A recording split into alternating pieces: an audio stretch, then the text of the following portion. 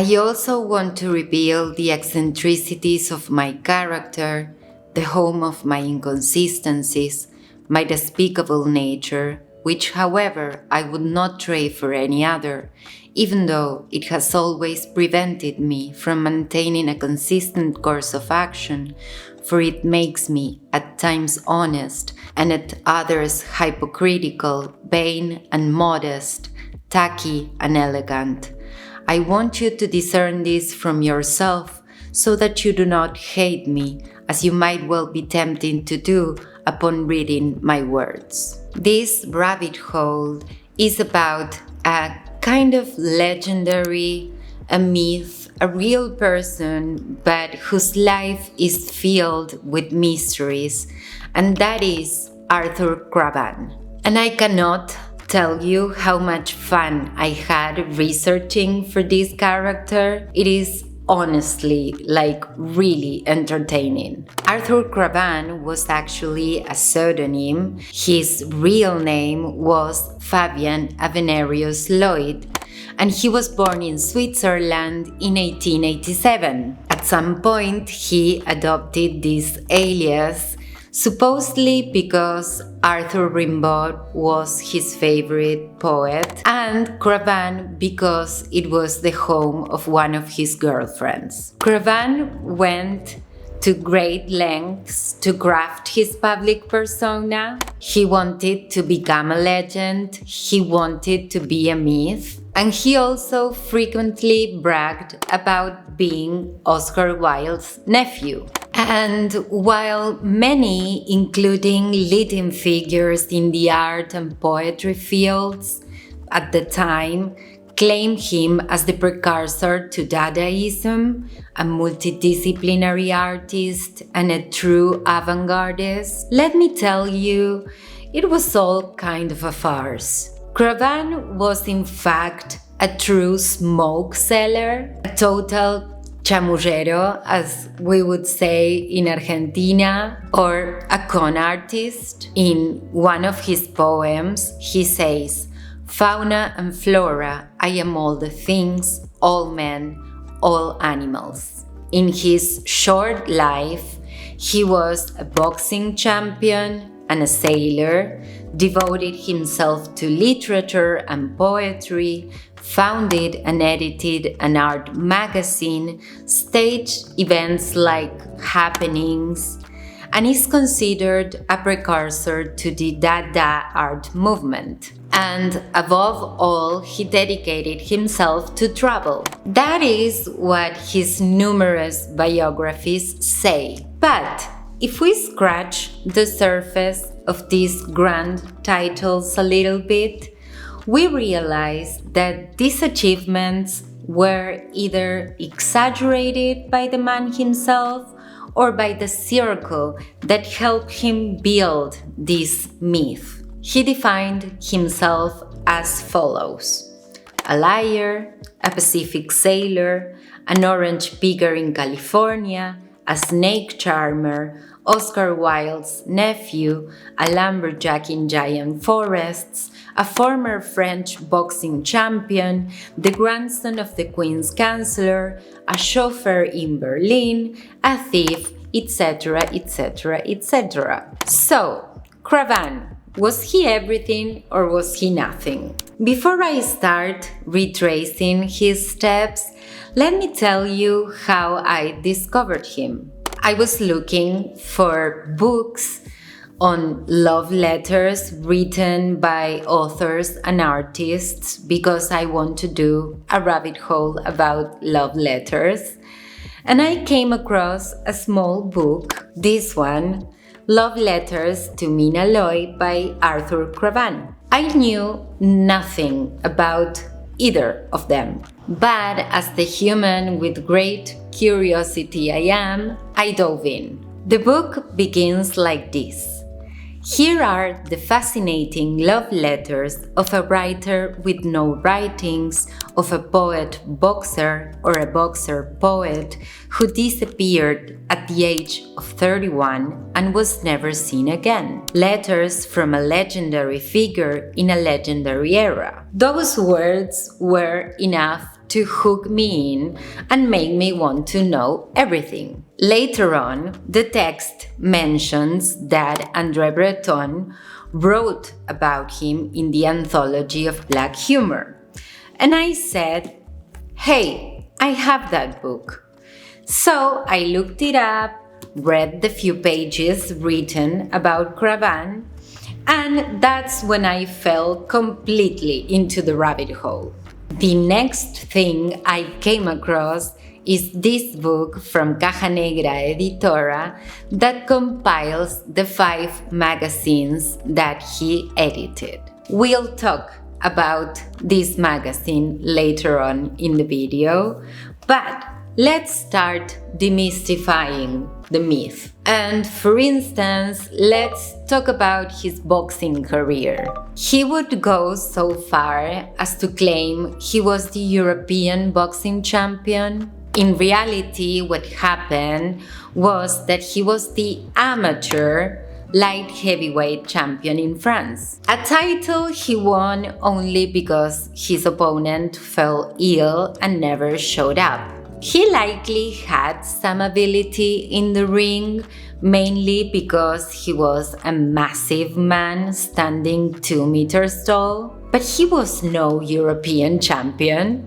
Yet he took this lie to the extreme, eventually securing in 1916 a boxing match against Jack Johnson, who was at the time the actual former heavyweight champion, at the Plaza Monumental in Barcelona. The newspaper The Flat had announced as early as April 9th that the fight would consist of 20 rounds of 3 minutes. It is said to have been a fixed match. CRAVAN, in need of money, agreed to it. A cameraman was there to record the fight, and the agreement was that they had to last a few rounds to ensure enough footage for a future sale. CRAVAN had to hold his own, Johnson wouldn't be as tough, and both would make some money. Deal done. The fight lasted only 6 rounds. The spectators realized it was a sham, and an uproar broke against the event organization. CRAVAN lied about this too in an interview, claiming that the fight lasted 7 rounds. He would lie about little and big things. The following day, Sports World commented, "The highly anticipated fight was a total disgrace. Johnson soon realized that the man facing him was a harmless figure filled more with fear than anything else. CRAVAN made a fool of himself for 6 rounds. From the moment he saw him, Johnson didn't take him seriously and mocked him mercilessly. Had it not been for what transpired between the behind the scenes, Johnson surely would have had the decency to knock him out in the first round, thereby sparing him such a humiliating spectacle." The Vanguard talked about it too, and it said, "Finally, after a shameless and undignified publicity campaign, what some have called the Great Johnson-CRAVAN Fight, but what should have been called a deception or a massive scam, took place at the Plaza Monumental. Those aware of Johnson's rather shady maneuvers and the unscrupulous nature of his agent, Hernandez, refused to applaud the travesty that reeked of a cash grab." CRAVAN would later claim in various accounts that he was drunk or hungover and hadn't stepped into a ring for 2 years, and that is why he was defeated. And of course, he also made some big talk about it. He said, "I know people here say he has a devastating punch, but fighting him, I realized that wasn't entirely true. He has all the physical attributes, he's lightning fast, possesses formidable technique, and is terribly intelligent. In short, he's formidable, but his punching power isn't flawless. He concluded by saying, outside the ring, he's a man of scandal, which is exactly why I like him so much. Eccentric, spirited, good-natured, and gloriously vain. There is a tiny, very old piece of footage showing CRAVAN in the ring, which I'm sure I've screened at some point, where his massive physical size is striking, but really he didn't have the makings of a boxer. According to Bertrand Lacarelle, this fight was the first happening in art history. The eagerness some people show to make him the pioneer of artistic innovation makes me chuckle a little bit. Because the more you look into him, the only conclusion is that he was an exceptional snake charmer. Regarding his roundabouts in literature and poetry, between 1912 and 1915 in Paris, he served as the editor and sole writer of the magazine Maintenant, producing 5 releases. He signed his articles using various pseudonyms, adopting the name CRAVAN during this period, among others. He created the illusion that the magazine had multiple contributors, using the platform to lash out at all vanguard artists of the time. The magazine was a sort of fanzine that he sold from a pushcart, distributing copies outside major art events taking place in Paris at the time. In CRAVAN's words, he said, "I write to anger my colleagues, to get them talking about me and to try to make a name for myself." And so, André Breton, in Anthology of Black Humor, writes, between April 1912 and April 1915, the 5 editions of the small magazine Maintenant, edited by Arthur CRAVAN and now impossible to find, appeared and vanished. CRAVAN demonstrates a wholly new conception of literature and art, akin to that of a traveling wrestler or animal tamer in the realm of popular spectacle. Driven by a hatred for stuffy bookstores where everything blurs together and even new items are thick with dust, CRAVAN pushed his stock of Maintenant copies before him on a pushcart, 25 centimes a copy. In retrospect, this brief and highly limited experiment seems to have acted as a potent discongestant.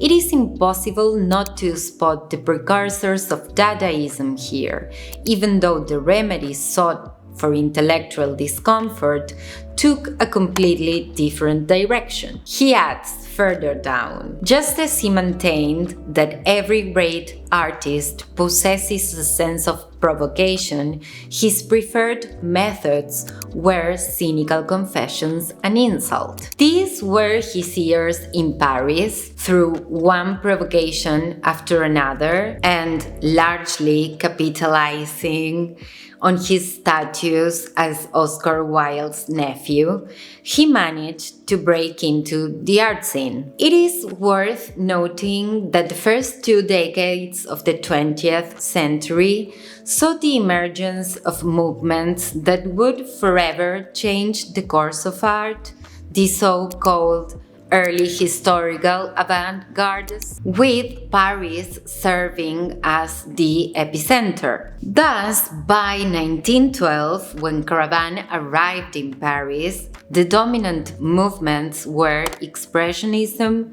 Cubism, and Futurism. Dadaism would emerge a few years later in 1916, followed by Surrealism in the 1920s. CRAVAN writes, "Oh, Paris, how much I hate you. What are you doing in this city? Oh, that's great. You plan to triumph, no doubt. But that takes 20 years, you poor thing, and by the time you achieve glory, you'll be as ugly as a man. art, I don't give a damn about art. What shit, for God's sake. I become terribly crude in moments like this, and yet I feel I'm not crossing any line because I'm still suffocating. Despite everything, I aspire to success because I feel I could make great use of it and it would be fun to be famous. But how do I get people to take me seriously? Pascual Gaviria, one of those fascinated by CRAVAN, writes, Arthur CRAVAN claimed to view art as a means rather than an end.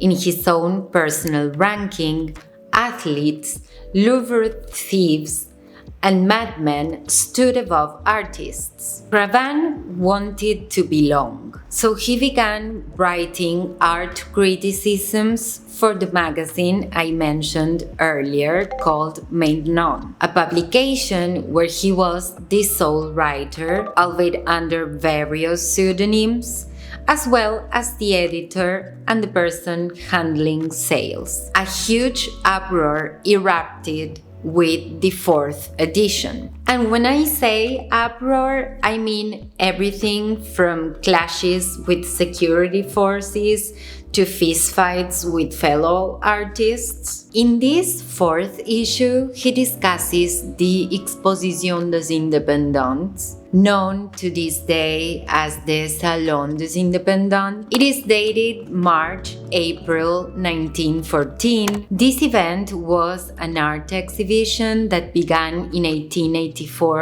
in Paris with the aim of gathering works by artists who asserted a certain independence and autonomy in their art, presenting them to the general public.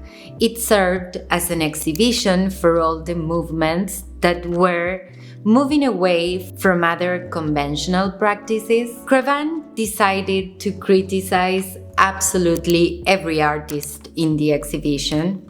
In truth, most of these were provocations directed at the artists themselves rather than critiques of their work. I do not believe CRAVAN actually had the knowledge to offer valid, well-funded artistic critique. They were personal and extremely rude comments. The insults spewed at Apollinaire and his partner, Marie Laurencin, provoked the strongest reactions.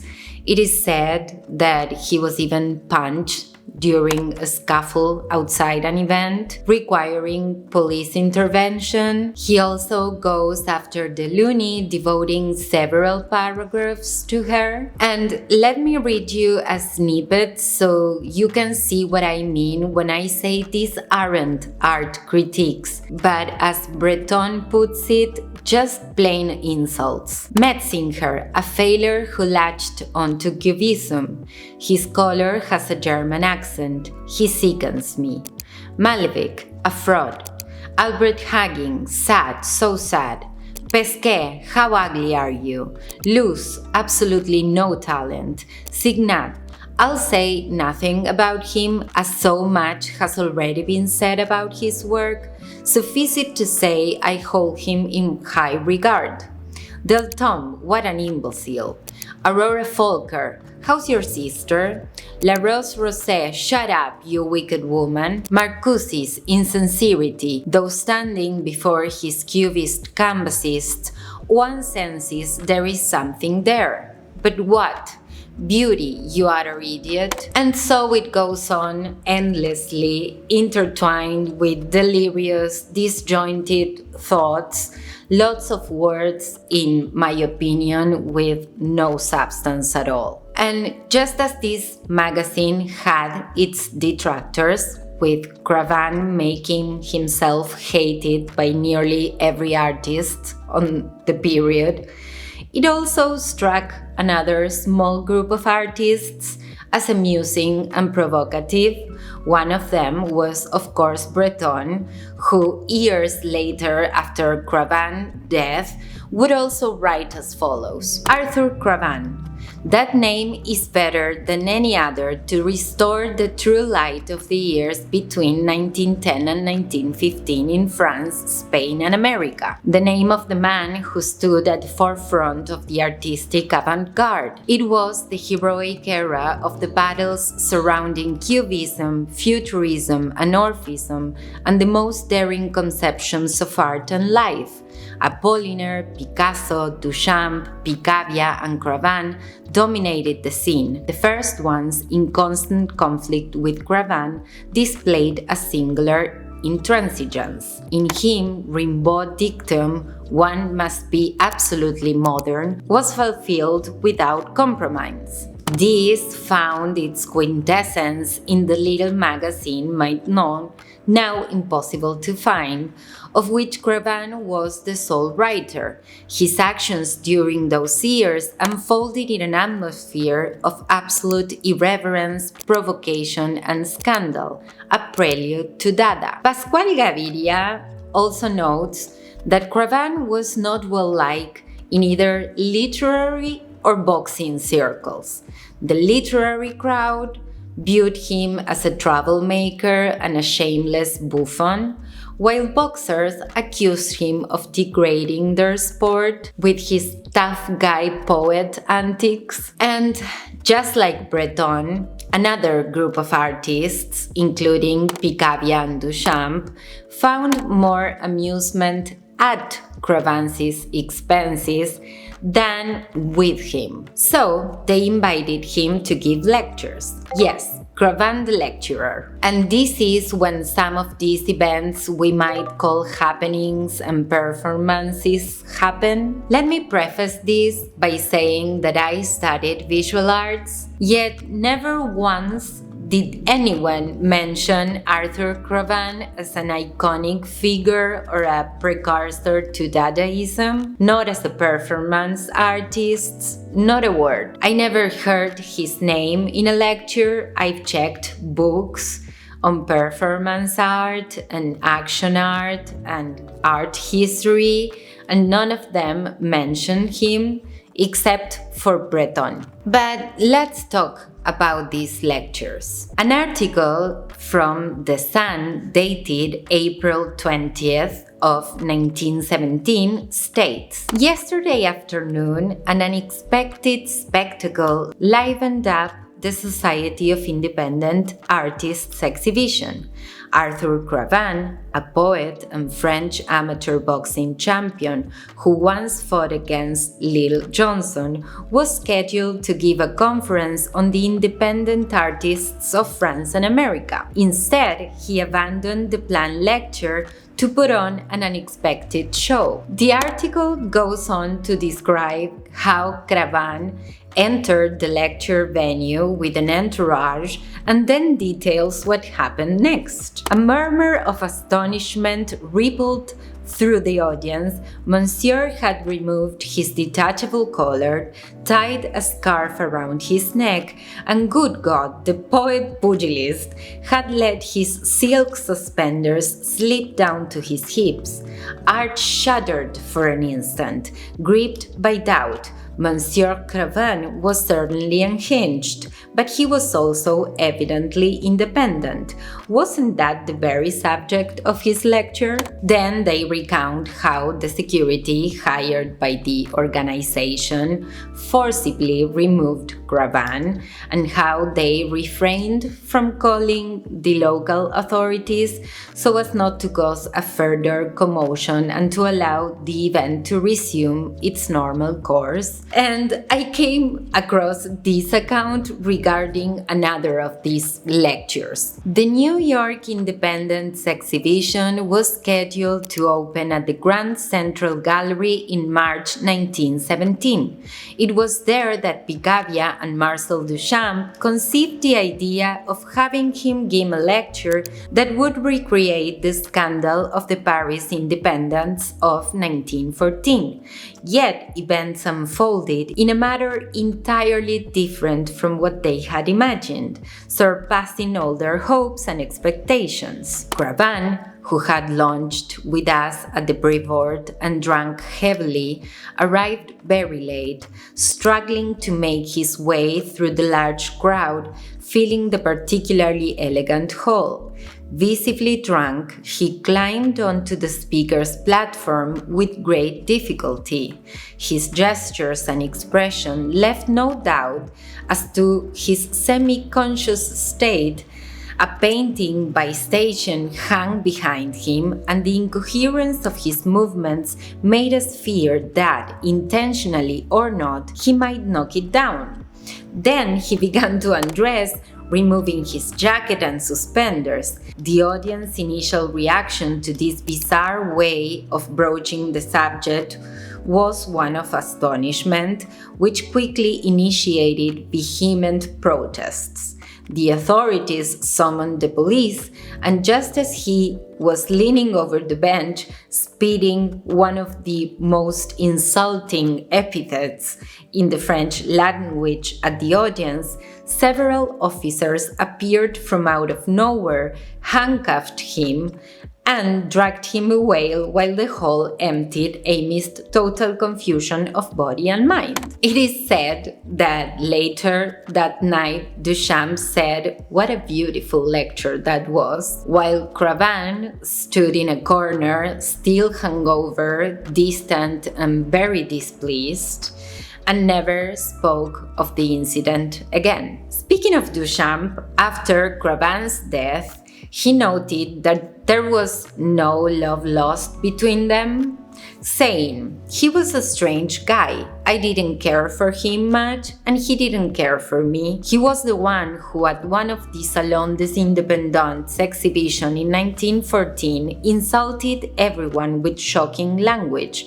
particularly Sonia Delaunay and Marie Laurencin, and got into trouble for it." I believe CRAVAN realized when they got him drunk specifically so he would give that lecture being completely wasted, that Duchamp didn't respect him in the slightest. He felt used and exposed. And after all, we know that while CRAVAN was willing to do anything for a little bit of fame, he also struggled to take himself seriously. So, yeah. And you might wonder how CRAVAN made a living. It remains a mystery, honestly. We know that while he was with Mina Loy, her family apparently sent them money, but he certainly didn't live off the sales of his magazines.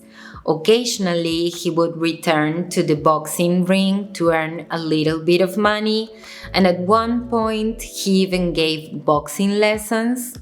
We also know that he sometimes engaged with some shady dealings, like the one recounted here in a testimony by André Lebel, to whom CRAVAN sold 2 paintings by other artists. And he said, "That was when he brought me a rather old Matisse as well as a Picasso that struck me as quite unique, dating from the early days of Cubism," he assured me, begging me not to show it to the artist himself out of respect for the seller, whose name he had promised not to reveal. I let myself be drawn into the deal because of the trust I placed in him, trust that had been justified up to that point, for aside from his violent nature, whenever he took up the pen as an art critic, he displayed great sensitivity and taste. Meanwhile, I learned quite quickly that my Picasso was really by Ortiz de Zárate,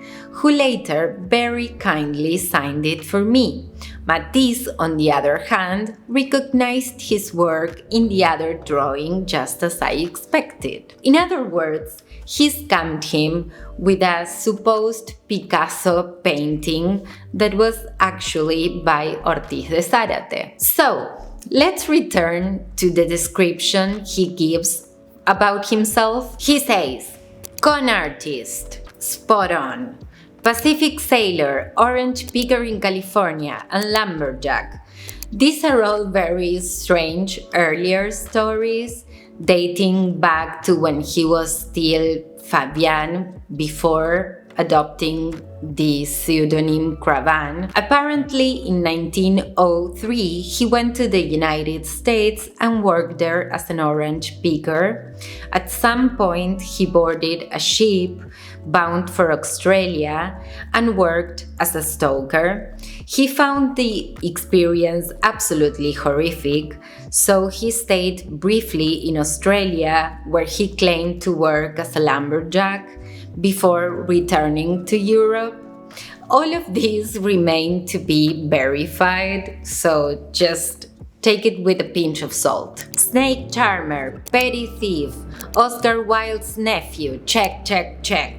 Former French boxing champion. Okay, but the word amateur is missing, which is quite important. Regarding his time as a chauffeur in Berlin, there is a curious anecdote. He was expelled from the city for causing disturbances and supposedly walking around with prostitutes. That's the story anyway. Apparently, he was kicked out of many places, and it is said he held multiple passports. You'll notice I said a lot. It is said, the story goes. Everything is passed down orally within this chain of myths that constitute the figure of Arthur CRAVAN. And this brings me to where this rabbit hole began. The little book of love letters to Mina Loy. It was in New York that he met the poet Mina Loy. They shared a really intense romance, and she would become his second wife. I will make a video dedicated solely to Mina because she was a true avant-garde figure in the literature space.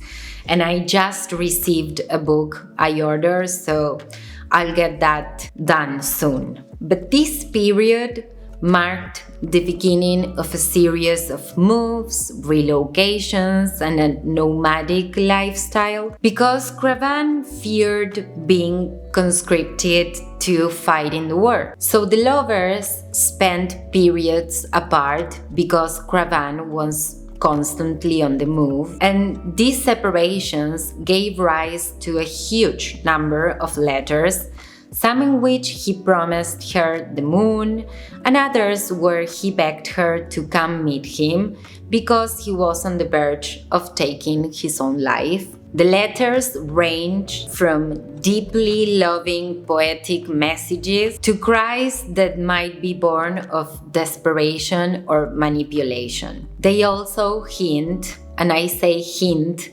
because we only have CRAVAN's letter, not Mina's, at struggles within the relationship, perhaps caused by CRAVAN's infidelities or rumors reaching Mina about his escapades. And let me read you a few excerpts just so you can grasp the intensity at the emotional range of his correspondence. In a letter dated September 4th of 1917, he tells her, "I want you to do it," referring to writing him letters back. "My dearest, for otherwise my peace of mind during this trip will be greatly affected. Upon my return, I shall love you twice as much. I would like you to go to bed early while I'm away, not only out of jealousy, just a little, but also for the sake of your health. I love you, I love you, I love you, love me too." He writes her a couple more letters in the interim, but since they are constantly on the move and their addresses change almost daily, Mina's letters fail to reach CRAVAN at the local post office in time. So, on September 16th, he writes a brief letter from Nova Scotia that ends with these words: "I do not understand your silence at all. You will surely understand if I do the same and break off all correspondence." Just a little bit toxic. On September 26th, he writes, "How could you insult me this way by not believing me? This story about a woman is a complete slander, and I will take the matter as far as necessary. Ask the scoundrel who told you for the details. He will admit right away that he saw nothing himself, but was merely told about it. I have but one consolation, that it has affected you, just as I would have suffered unspeakably had I been told something of the sort about you. Don't you know that you're toxic? In a letter written shortly after, he tells her, I am a man of extremes and of suicide. Eventually, sometime between October and November, coinciding with the United States' entry into the World War in November 1917, they agreed to move to Mexico. The couple marries in Mexico City in April 1918, living there for a time. However, they also plan to leave Mexico once Mina becomes pregnant. And here another strange turn of events unfold. So, excuse the change here. Audio was corrupted in that part of the video, so I'm re-recording. So, let's pick it up where we left. Apparently, a Japanese ship is departing for Argentina. They plan to take it along with another couple who were friends, but since they lack the funds for 4 tickets, they decided that the 2 women will leave for Argentina first, and the 2 men will subsequently raise money to join them. At this point, a new series of increasingly desperate letters begin. It seems that tales of CRAVAN's infidelities keep reaching Mina. In a letter dated December 24th of 1917, he tells her, For one thing, I have taken a vow of chastity. You heard me right, Mina. I mean it. You don't know me. I've had some terrible moments, but I've already told you I'm going to change. Mina, forgive me.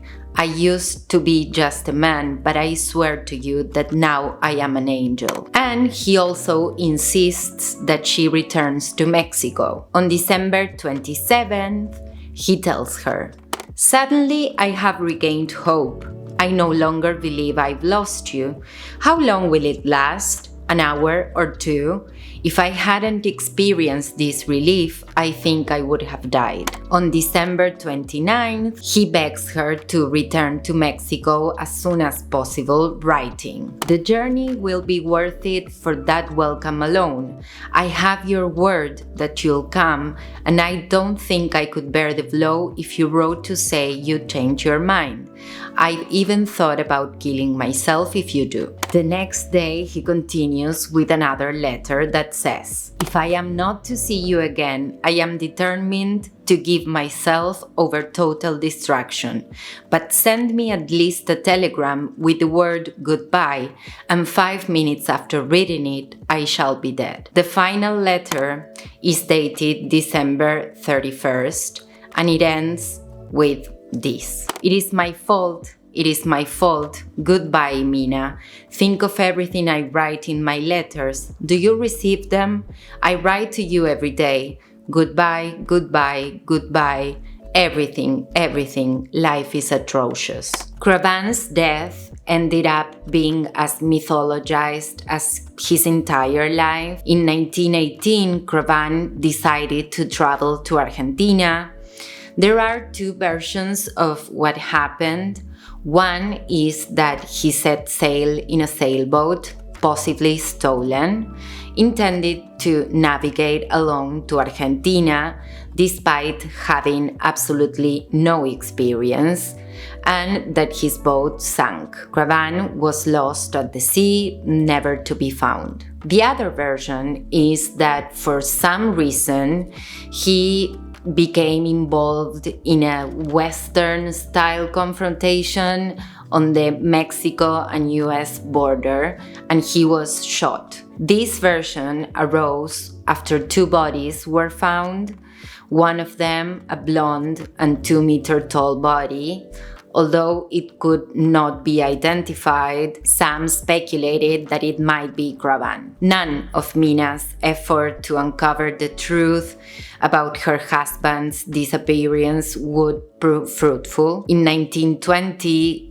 CRAVAN was officially declared dead. Mina returned to England, where she gave birth to their daughter, Fabienne. I would like to conclude with an excerpt from one of his letters to Mina, in which he wrote, "You told me I was the only man who had ever given you the impression of being a god.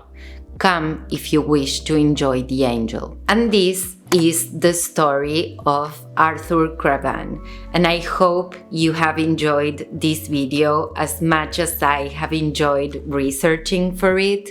It's been honestly super entertaining. Please comment, like, subscribe, give a share. I'm really trying to make YouTube something possible for me. I'm not monetized and I make videos in Spanish and in English, so it will help a lot. I will see you in another video. I'm sending you a big hug. Bye!